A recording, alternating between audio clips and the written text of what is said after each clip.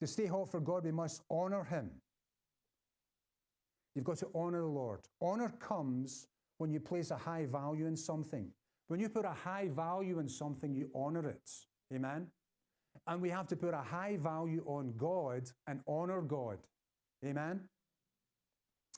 What you honor moves towards you, and what you dishonor moves away from you. So if you're dishonorable towards God, He'll move away from you. If you're honoring God, He'll move towards you. Amen? You draw nigh to Him, and He will draw nigh to you. Yes? Honor isn't honor until it's demonstrated. You have to demonstrate honor. Honor is produced by loving God's house. Dishonor is produced by disrespecting God's house. Now, I know this is a building, and it looks like a business center from the outside, but this is the house of the Lord, because we meet here, and we declare this to be a sanctuary and a holy place for God. Amen? So we have to honor that and respect that. Amen? Yes.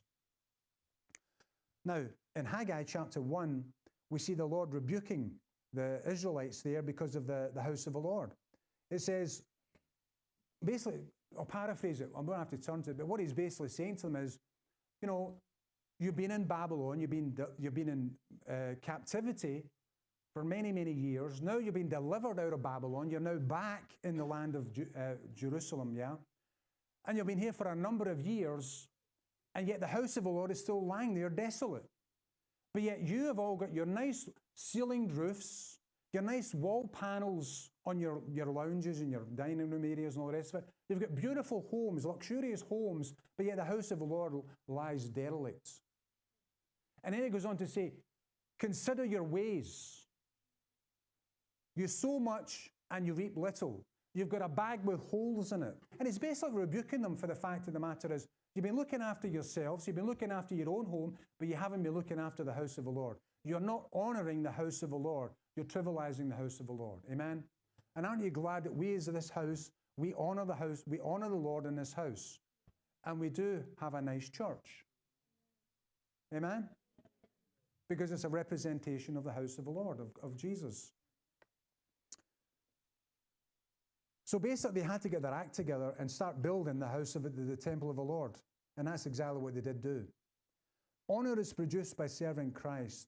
Dishonor is produced by using Christ to serve you. Big difference. In John chapter 12, verse 26, it says, if any man serve me, let him follow me. And where I am, there also shall my servant be. If any man serve me, him will the Father honor. As you serve the things that you serve God, you serve Jesus, God says He will honor you. How many want to honor the Lord on their lives? Everybody wants that. Honor is produced by pursuing righteousness. Dishonor is produced by pursuing unrighteousness. In Proverbs chapter 21, verse 21, it says, whoever pursues righteousness and kindness will find life, righteousness and honor. So there is great rewards that come when we pursue righteousness. And that honor comes upon us. In 1 Samuel chapter 20, verse 30, it says, for them that honor me, I will honor. So as you honor God, He will honor you.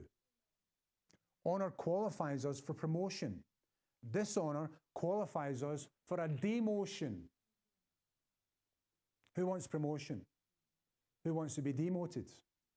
You know, nobody wants a demotion. We want to be promoted. So let me give you 4 kings that found out the hard way, if you dishonor God, you're going to pay the price. The first one was King Uzziah. He lost his position because he attempted to offer incense in the temple. It wasn't his place to do that. He was getting a bit too big for his boots, and that was the end of him. Then you've got King Nebuchadnezzar. He wanted to take credit for building the empire, and we all know what ended up with him.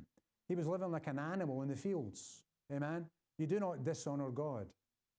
Then you've got King Saul, who didn't kill all the Amorites. He was disobedient and he dishonored God, and he lost the kingdom. The kingdom was taken from him because of that act that he did. And then finally you've got King Belshazzar, who drank wine from the temple's vessels. Amen? Remember the writing on the wall? We would probably get that term, the writing's on the wall. You know, when God comes into your party and starts writing on your wall, you better duck. Something's about to happen, and it ain't good. And that was the end of him. I think he died that night, if my memory serves me right. But he died, that was the end of it. Amen. You do not dishonor God.